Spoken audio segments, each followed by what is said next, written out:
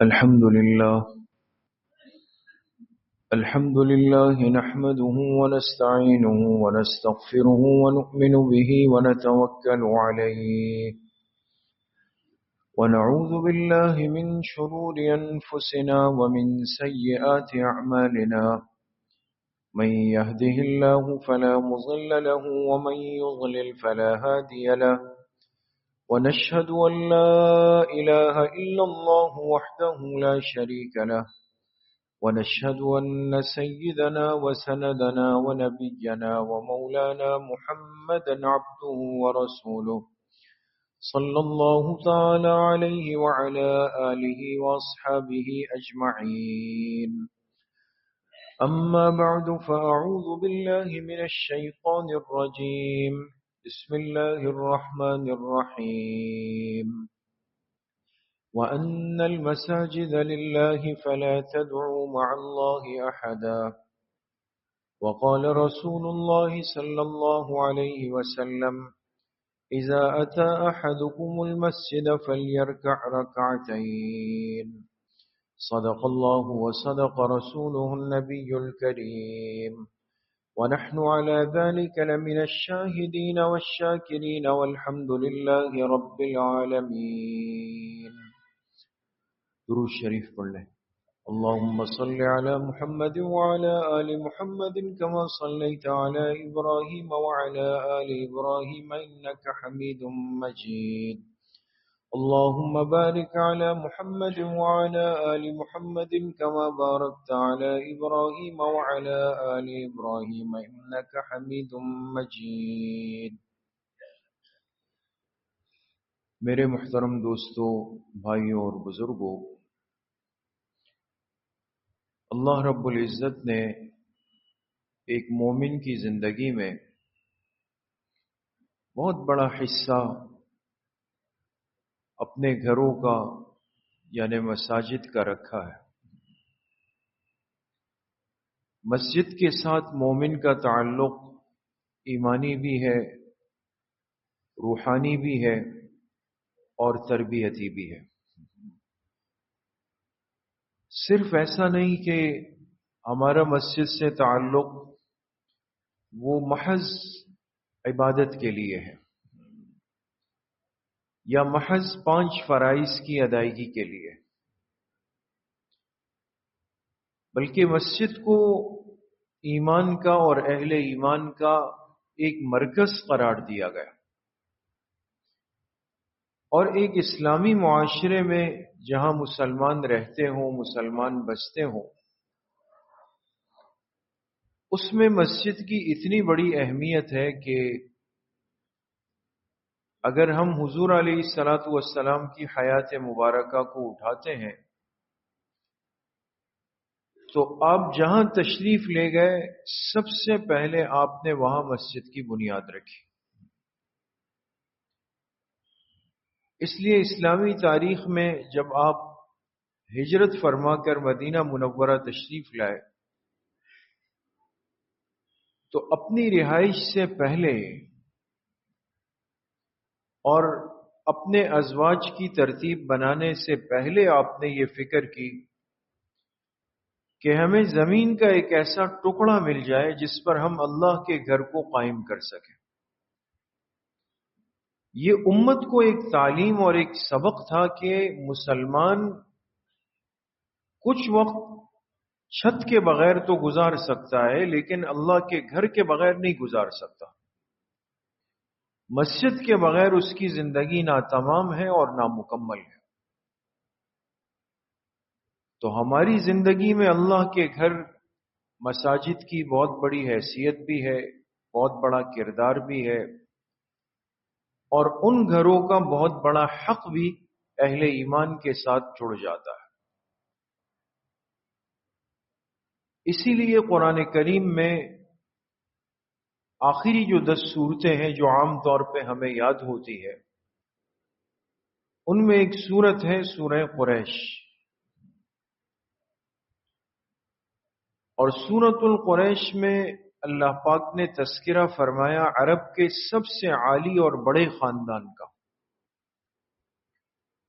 جو قریش کا خاندان تھا اور خود محبوب کائنات سرکار دو عالم صلی اللہ علیہ وسلم کا جو نسب ہے وہ اسی قریش کے خاندان سے چلتا ہے. اس صورت میں اللہ پاک نے قریش کا تذکرہ فرمایا اور ان کو حکم دیا فَلْيَعْبُدُوا رَبَّ هَذَا الْبَيْتِ الَّذِي أَطْعَمَهُم مِّن جُوعٍ وَآمَنَهُم مِّن خَوْفٍ. چونکہ وہ ایمان لانے پر تیار نہیں تھے، شرک ان میں بہت زیادہ جا چکا تھا، رگوں میں بیٹھا ہوا تھا، اور حضور علیہ الصلوۃ والسلام کی مکی زندگی کے سب سے بڑے مخالف اور آپ کو پریشان کرنے والے یہی قریش کے قریبی رشتہ دار تھے. تو اللہ پاک نے اپنا حق ان کو یاد دلانے کے لیے ان کو اپنا ایک احسان یاد دلایا. دیکھیں نا، کسی پر اچھائی کر کے احسان کر کے جتلانا منع ہے، ممانعت ہے. لیکن ایک نقطہ جو سورہ قریش سے ملتا ہے اور ہمیں سمجھنا چاہیے، کسی کے ساتھ اچھائی کر کے پھر اس پر احسان جتلانا یہ سختی سے منع ہے، ناپسند ہے. لیکن اگر کوئی شخص آپ کے احسانات سے استفادہ کر کے پھر وہ آپ کے عقیدے سے ٹکرا رہا ہو، اعتقادی طور پہ آپ کو نقصان دے رہا ہو، تو آپ کو شریعت یہ اجازت دیتی ہے کہ آپ ان کو روکنے کے لیے اپنے ان احسانات کا تذکرہ ضرور کر سکتے ہیں. اب یہ ایمان لانے پہ تیار نہیں تھے، شرک کے اندر مبتلا تھے، بت لے جا کے خانہ کعبہ میں لٹکائے ہوئے تھے، ان کے عجیب و غریب نام رکھے ہوئے تھے. حضور علیہ الصلوۃ والسلام کو دن بدن نئے انداز میں ستانے کی پلاننگ کرتے تھے، ترتیبیں بناتے تھے. ان ساری باتوں کے باوجود جب یہ لوگ باہر نکلتے تھے، مکہ سے باہر جاتے تھے، دوسرے ملکوں میں تجارت کے لیے چلے جاتے تھے، تو ہر ایک ان کو عزت کی نگاہ سے دیکھتا تھا، ان کا اکرام کرتا تھا، ان کو ٹھکانہ دیتا تھا، ان کی مہمان نوازی پہ فخر کرتا تھا. کیوں؟ کہتے تھے خانہ کعبہ کے، بیت اللہ کے متولی آئے ہیں، جو اللہ کے گھر کی نگرانی کرتے ہیں، خیال کرتے ہیں، تو آج وہ ہمارے مہمان بنے. اب مسلمان نہیں ہے، مشرک ہے، لیکن ظاہری طور پر اللہ کے گھر کا خیال رکھتے تھے، نگرانی کرتے تھے، صفائی ستھرائی کرتے تھے. اس کے نتیجے میں اللہ نے ان کو اتنی عزت دی، الذی اطعمہم من جوع وآمنہم من خوف. ان کو پوری زندگی کبھی رزق کی تنگی پریشانی نہیں ہوئی. لوگ ان کو ہدیے دیتے تھے، ان کا اکرام کرتے تھے. ان کو کبھی حالات کا، صورتحال کا خوف اور اندیشہ نہیں ہوا.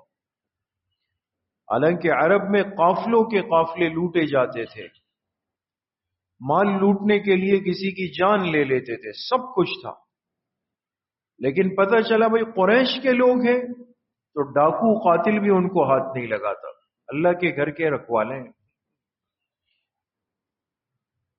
تو جب حد کی تو اللہ پاک نے سورہ قریش اتار دی اور ان کو تھوڑا سا اپنا احسان یاد دلایا کہ جو دنیا جو تمہاری عزت کرتی ہے، تمہارا اکرام کرتی ہے،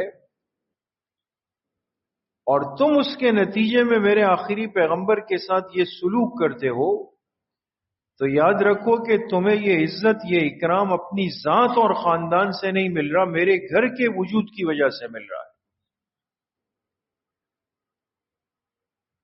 اس لیے میرے عزیزوں، دوستوں، بزرگوں، اگر ایک کافر اور مشرک بھی اللہ کے گھر کی حفاظت کر رہا تھا، اس کا خیال رکھ رہا تھا، دنیاوی نعمتوں سے اللہ نے اس کو بھی محروم نہیں رکھا. تو مسجد کا ایک اسلامی معاشرے میں بہت بڑا کردار ہے، بہت بڑا حق ہے. اسی لیے قرآن کریم میں اللہ رب العزت نے کئی مقامات پر مساجد کا تذکرہ بھی فرمایا، مساجد کے وجود کا مقصد بھی ذکر فرمایا، اور مساجد کا اکرام کرنے والوں کی تعریف بھی فرمائی، اس کو نقصان پہنچانے والوں کو سخت وعید بھی بیان فرمائی. یہ سب چیزیں ذکر ہوئی. اس لیے سورہ جن میں فرمایا وَأَنَّ الْمَسَاجِدَ لِلَّهِ فَلَا تَدْعُوا مَعَ اللَّهِ أَحَدًا. مسجدیں خالص اللہ کے لیے ہے، لہذا اس میں اللہ کے ساتھ تم کسی اور کو نہیں پکار سکتے ہو. یہ کیسے ہو سکتا ہے کہ گھر کسی کا ہو، انسان گن کسی اور کے گا رہا ہو؟ مسجد گھر اللہ کا ہے، اللہ کی نسبت سے قائم ہوا.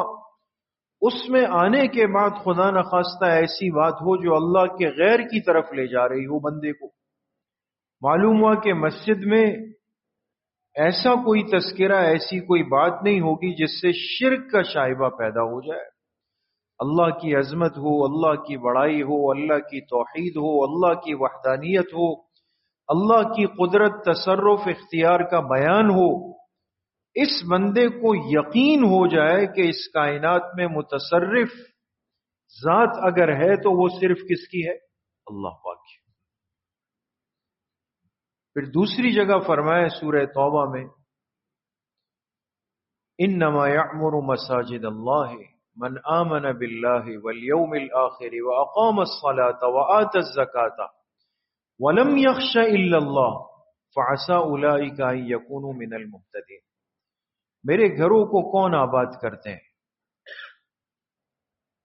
فرمایا میرے گھروں کو آباد کرنے والے لوگ وہ ہیں جو مجھ پر ایمان رکھتے ہیں، آخرت کے دن پر ایمان رکھتے ہیں، نماز قائم کرتے ہیں، زکوٰۃ ادا کرتے ہیں، اللہ کے علاوہ کسی کا خوف دل میں نہیں رکھتے. میں ان صاحب ایمان و اعمال بندوں سے راضی ہوتا ہوں، ان کو توفیق دیتا ہوں کہ یہ میرے گھروں سے جڑ جائیں. فعسى اولئک ان یکونوا من المہتدین. اور یہ سن لو کہ یہی وہ طبقہ ہوگا جن کو ہدایت سے نوازا جائے گا. تیسری جگہ فرمائے ومن اظلم ممن منع مساجد اللہ ان یذکر فیہا اسمہ وسعی فی خرابها. اس انسان سے بڑا ظالم اور بدنصیب انسان کون ہوگا کہ جو اللہ کے گھروں کے اندر رکاوٹ بن جائے، روک ڈال دے. کس چیز سے؟ ان یذکر فیہا اسمہ، کہ اس مسجد میں اللہ کے نام کا ذکر ہو، ذکر کی مجلس اس کے اندر لگے، اللہ کی بڑائی ہو. ایک بندہ آ کے اس کے اندر رکاوٹ ڈالنے کی کوشش کرے، پریشان کرنے کی کوشش کرے، اللہ فرما رہے یہ سب سے بڑا ظالم ہے. وسعی فی خرابہا. اور جو شخص مسجد کی ویرانی میں اپنا کردار ادا کر رہا ہو کہ بھئی یہ مسجد ویران ہو جائے، لوگ نہ آئے. بعض ایسے لوگ ہوتے ہیں نا، اپنے کسی ذاتی مقاصد کے لیے وہ ماحول کو خراب کرتے ہیں، صورتحال خراب کر دیتے ہیں.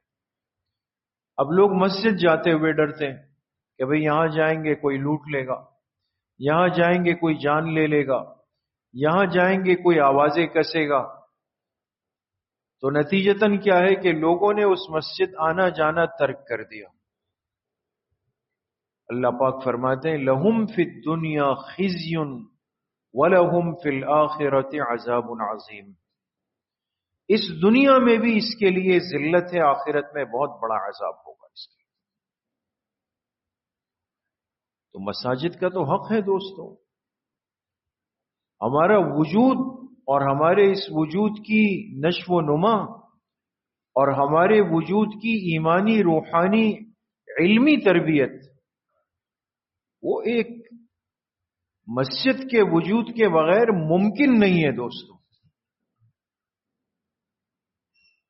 اس لیے آپ فرق دیکھیں گے، جس سوسائٹی میں، جس ماحول میں مسجد نہیں ہو، دور ہو یا آباد نہیں ہو، آپ دیکھیں گے وہاں پر اخلاقی کمزوریاں ہوں گی، معاشرتی کمزوریاں ہوں گی، معاملات کی کمزوریاں، سب چیزیں وجود میں آ جائیں گی، بے حیائی پھیل جائے گی۔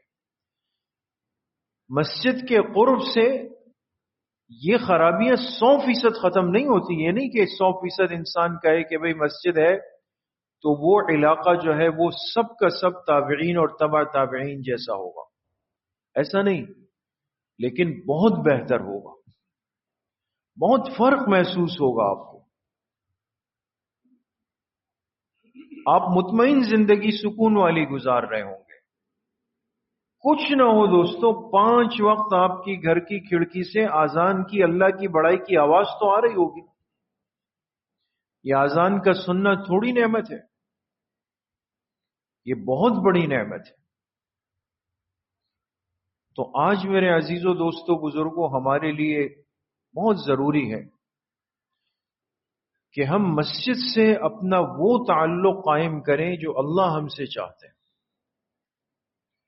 دیکھیں حدیث پاک میں جناب نبی کریم صلی اللہ علیہ وسلم نے فرمایا، جب تم جنت کی کیاریوں میں سے گزرو تو اس میں سے چر لیا کرو، یعنی اس کے پھل کھا لیا کرو۔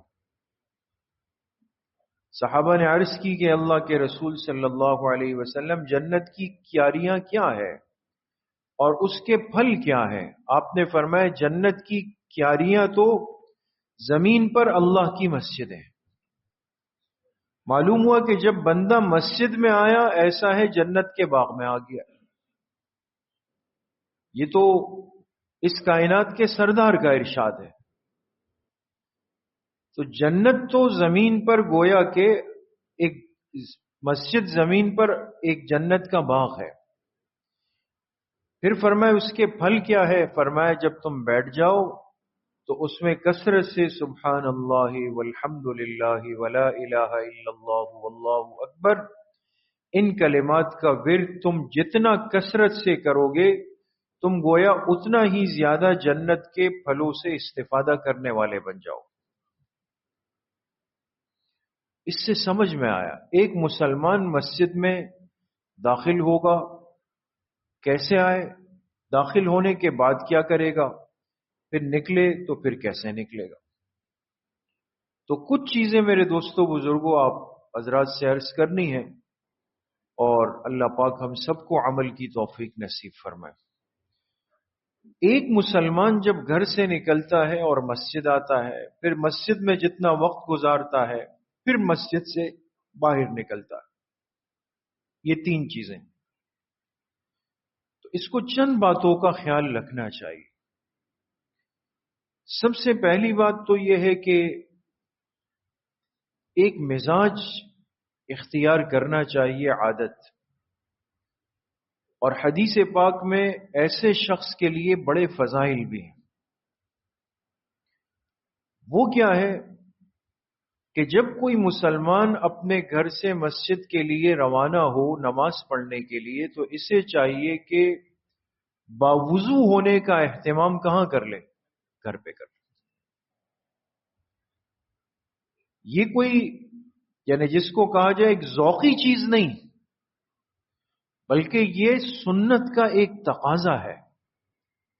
حدیث پاک میں فرمایا نا، جو شخص گھر سے نکلے اور اچھی طرح وضو کر کے نکلے، پھر جتنے قدم رکھ کر یہ مسجد جائے گا، ہر قدم پر اس کے لیے اجر لکھا جائے گا، ایک گناہ اس کے لیے معاف ہوگا، اللہ کے مقربین میں شمار کیا جائے گا۔ باوضو چل کر آنے کی فضیلت الگ ہے، ہاں عذر کی صورتیں اس سے مستثنا ہے، اس لیے کہ ایک صورت تو یہ کہ آپ گھر پہ ہیں اور گھر سے مسجد آئے، دوسری صورت یہ کہ آپ دکان نکل گئے، کاروبار کے لیے چلے گئے، آفس چلے گئے، اب ظاہر سی بات ہے وہاں تو گھر کا سوال تو نہیں ہے کہ آپ صدر سے واپس آئیں، یہاں وضو کریں پھر جائیں، پھر عصر کے لیے آئے پھر جائیں، مشکل ہے، وہ تو استثنائی صورت ہے۔ لیکن جتنی نمازیں بندہ اپنے علاقے اور محلے کی مسجد میں پڑھے، تو کوشش یہ ہو، مزاج یہ بنا لیں کہ باوضو ہونے کا اہتمام ہم گھر پہ کر لیں، وضو کے ساتھ آئیں، پاک صاف ہو کر کے چلیں، تاکہ یہ سنت بھی پوری ہو جائے اور اس کے فضائل بھی ہمیں حاصل ہو جائے۔ اسی طریقے سے یہ بھی کوشش ہو کہ وہ نماز جس سے پہلے کی سنت مؤکدہ ہے، وہ کتنی نمازیں ہیں دوست؟ 2 نمازیں، فجر اور ظہر۔ عصر سے پہلے سنتیں ہیں لیکن غیر مؤکدہ ہے، عشاء سے پہلے ہے لیکن وہ بھی غیر مؤکدہ ہے۔ تو سنت مؤکدہ کے لیے یہ فضیلت ہے کہ اگر بندہ گھر میں وضو کر لے تو کوشش کرے کہ وہ سنت مؤکدہ بھی گھر پہ پڑھ لے، پھر خاص طور پہ فجر کی 2 سنتیں مؤکدہ، اس کا خصوصیت کے ساتھ حدیث پاک کے اندر تذکرہ آیا ہے کہ فجر کیا وضو کر کے پھر 2 رکعت سنت پڑھ کر یہ بندہ مسجد آئے۔ تو علماء نے لکھا، اشارہ ملا کہ سنن مؤکدہ ہے، لہذا اگر سہولت ہو اور ترتیب بن سکے تو انسان وضو بھی کر لے، فجر سے پہلے کی 2 سنتیں، ظہر سے پہلے کی 4 سنتیں یہ گھر پہ پڑھ لے اور پھر چل کر مسجد آ جائے۔ اب مسجد میں جب داخل ہو تو دروازے کے پاس اس کو 2 سنتوں کا خیال رکھنا ہے۔ پہلا پیر کون سا رکھنا ہے، دوسرا دعا کیا پڑھنی ہے۔ جب مسجد میں داخل ہونے لگے تو پہلے کون سا پیر رکھے گا؟ سیدھا پیر رکھے۔ اس کو اتنا اہتمام سے ہم کریں کہ الٹا پیر رکھنا ہماری عادت کے برخلاف ہو جائے، ہو جائے، اور انسان سوچ بھی نہیں سکے کہ میں یہ غلطی کر چکا ہوں۔ اب تو ہم آتے ہیں باتیں کرتے ہوئے، موبائل کان سے لگائے ہوئے، ساتھیوں کے ساتھ لگتے ہوئے، تو آ گئے، اندازہ ہی نہیں ہوا کہ کون سا پیر پہلے رکھا ہے۔ ایک بڑی سنت مسجد کی گیٹ پر رہ جائے، یہ اچھا شگون تو نہیں ہے۔ تو سب سے پہلا اہتمام تو یہ ہے کہ سیدھا پیر انسان مسجد کے اندر رکھ لیں۔ تو آپ یقین کر لیں دوستو کہ آپ نے محبوب کائنات صلی اللہ علیہ وسلم کی ایک عالی سنت وہاں زندہ کر دی، عمل کر گئے آپ اس پہ۔ اللہ کی محبوبیت آپ کے ساتھ وہیں سے جڑ گئی۔ کیوں؟ قرآن کریم میں اللہ رب العزت کیا فرماتے ہیں؟ فَاتَّبِعُونِي، آگے یحببکم اللہ۔ اے میرے حبیب صلی اللہ علیہ وسلم، آپ اپنی امت سے کہہ دیجئے کہ تم میرے طریقوں کی اتباع کر لو، اللہ کی محبت کے اندر داخل ہو جاؤ۔ دیکھیں، تو مسجد کے دروازے سے اللہ کی محبوبیت لے کے اندر آ گئے۔ اب وقت ضائع تھوڑی ہوگا، ایک سنت ہو گئی۔ دوسری سنت یہ ہے کہ مسجد میں داخل ہونے کی مسنون دعا کیا ہے؟ ہر مسلمان کو یاد ہوتی ہے، ہونی چاہیے، دروازے پر لکھی بھی ہوتی ہے۔ سب سے آسان اور مختصر دعا کے کلمات کیا ہے؟ اللہم افتح لی ابواب رحمتک۔ صحیح اعراب کے ساتھ اور صحیح الفاظ کے ساتھ اس کو پڑھنا چاہیے۔ اللہم افتح لی ابواب رحمتک۔ دوسری روایت کے اندر اس کے ساتھ 2 جملوں کا اضافہ ہے، اور وہ دو جملے بڑے قیمتی بھی ہیں، اور اس سے سنت کی فضیلت میں اور اضافہ ہوتا ہے۔ وہ یہ کہ جب داخل ہو تو پڑھے بسم اللہ والسلام علی رسول اللہ، اور ایک روایت میں دونوں الفاظ ہیں، بسم اللہ والصلاۃ والسلام علی رسول اللہ۔ سمجھ میں آ رہی ہے بات دوستوں؟ تو کیا پڑھیں گے؟ پہلے بسم اللہ، اور پھر والصلاۃ والسلام علی رسول اللہ، پھر اللہم افتح لی ابواب رحمتک۔ وہ تین جملے ہم نے پڑھ لیے وہاں، اور یہ 2 سیکنڈ میں ہو گیا۔ سیدھا پیر رکھا، ایک سنت پر عمل ہوا، اس کے ساتھ فوراً دعا پڑھی، بسم اللہ والصلاۃ والسلام علی رسول اللہ، اللہم افتح لی ابواب رحمتک۔ یہ 2 سنتیں پوری کر کے ہم مسجد میں آئے تو بسم اللہ کو شامل کیا. اے اللہ آپ کے نام کے ساتھ شروع کر رہا ہوں, اندر مسجد کے اندر جا رہا ہوں. معلوم ہوا کہ وہی اللہ کے سامنے اپنی عجز ظاہر کر دی کہ اللہ اگر آپ توفیق نہیں دیتے میں نہیں آ سکتا تھا یہاں پر. آپ کی توفیق شامل حال تھی میری زندگی میں تو میں یہاں آ گیا. تو اللہ پاک کتنا راضی ہوں گے. پھر اس کے فوراً بعد درود شریف کے کلمات ادا کر لیے, والصلاۃ والسلام علی رسول اللہ. اشارہ کر دیا اور اظہار کر دیا اپنی محبت کا کہ پھر یہ راستہ مجھے یہاں تک آنے کا اور پھر بسم اللہ پڑھنے کا, اگر یہ آج میں کر رہا ہوں تو یہ سب کا سب یہ برکت ہے کس ہستی کا؟ جناب نبی کریم صلی اللہ علیہ وسلم. اگر آپ کی تعلیمات نہ ہوتی, آپ کے فرامین نہ ہوتے, آپ کی مبارک زندگی ہمیں پتہ نہ چلتی تو ہم تو کچھ بھی نہیں کر سکتے تھے. تو حضور علیہ الصلوۃ والسلام سے اپنی محبت کا اظہار بھی کیا. حضور کی خدمت اقدس میں درود شریف کا ہدیہ بھی پیش کر دیا. اور پھر اس کے بعد دعا پڑھ لی, اللہم افتح لی ابواب رحمتک, اے اللہ میرے لیے اپنی رحمتوں کے دروازے کھول دیجئے. کیونکہ دروازے سے آ رہا ہے, دروازے سے آ رہا ہے تو دعا بھی یہ مانگی. تو اس سے یہ بھی پتہ چل گیا کہ مسجد آئے تو صحیح طریقے سے آنا چاہیے. بعض دفعہ دروازہ بند ہوتا ہے نا, تو بعض لوگ دیواریں پھلانگ کے آتے ہیں جیسے شرارتی بچے ہوتے ہیں. اس وقت یہ دعا نہیں پڑھنی دوستو. پھر تو میرے لیے رحمت کے دروازے کھول دیجئے. اب اس دعا کے اندر کتنی عجیب اللہ پاک نے حکمت رکھی کہ رحمت کے دروازے میرے لیے کھول دیجئے. کیوں؟ اس لیے کہ بہت ممکن ہوتا ہے کہ بعض دفعہ ایک انسان مسجد ضرور آتا ہے, اندر بھی آ جاتا ہے, لیکن اس کے آنے کا مقصد اپنے کسی ذاتی تقاضے کو, عمل کو, کام کو پورا کرنا ہے. آیا کیا گیا.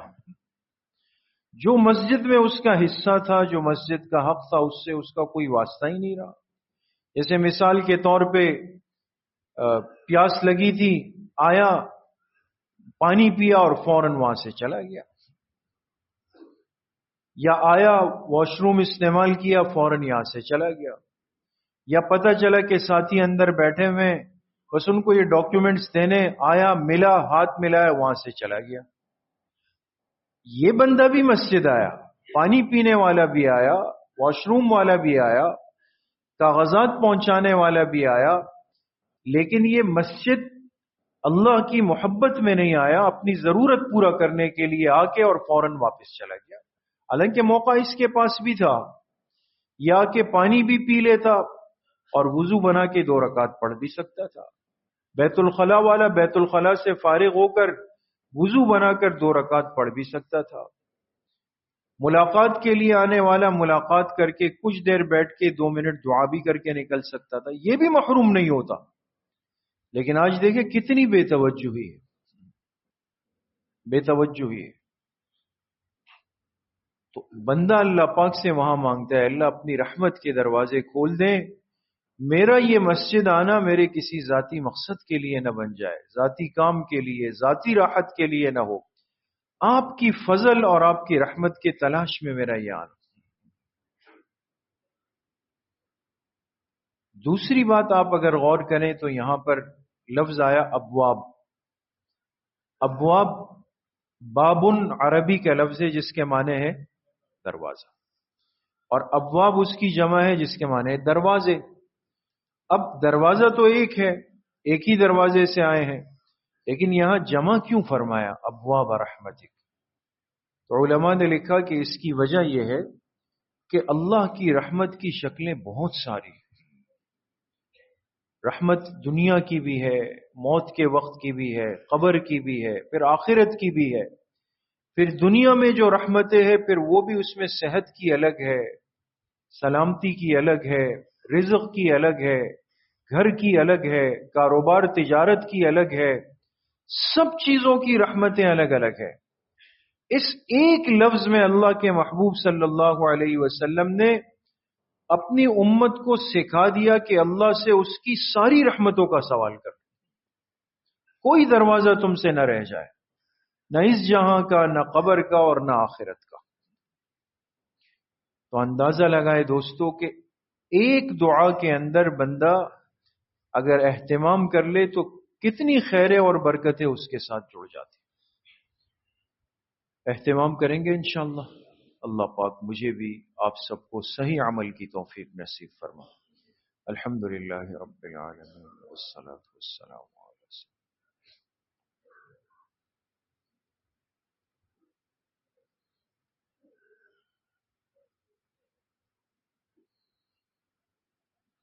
وصلی اللہ وسلم علی نبینا محمد وآلہ واصحابہ اجمعین برحمتک۔